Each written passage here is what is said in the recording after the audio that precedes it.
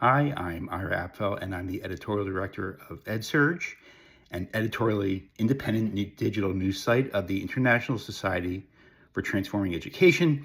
And I'm also the host of This Week with EdSurge, which is our weekly podcast covering news and trends in early childhood, K through 12, higher ed, and ed tech. And I'm going to tell you today why I want to host a live episode of our podcast at South by Southwest EDU. And for the episode, what I'd like to do is I would like to interview three of our EdSurge Voices of Change writing fellows. Now, these writing fellows are educators, and they have written about their lived experiences navigating the rise of AI and technology in curriculum and instructional practice, and also student engagement. So they're dealing with this every day in their classrooms. I think it'll be a big hit with attendees, especially the thousands of teachers who attend the conference, for two reasons. First, the fellows are really great storytellers. They're very charismatic. Sorry about my hair there. They're very charismatic. They're very relatable.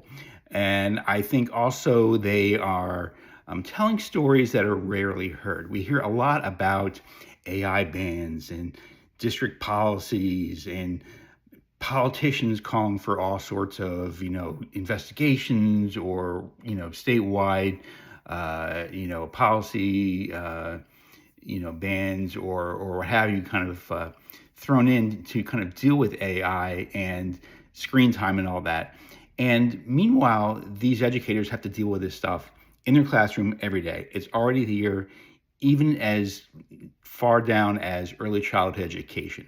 And so they are having to navigate and come up with really smart ideas, really smart solutions that incorporate AI ethically and in a way that helps students and doesn't just kind of, offload their cognitive functions. So it's a really interesting challenge, and it's very different than what you hear from the normal general news that you read every day.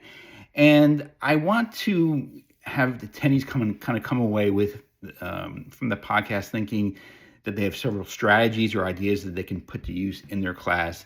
I also want to give them just a chance to commiserate, to hear from their peers on stage that they are also dealing with these challenges, and they can sympathize and empathize, because dealing with AI, putting it into practice every day in the classroom is really hard. So I hope you'll consider my proposal and accept it. Again, Ira Apfel, This Week with EdSurge, and I'm hoping it's going to shine a light on teachers and AI and how the two can actually successfully coexist and collaborate. Thanks a lot.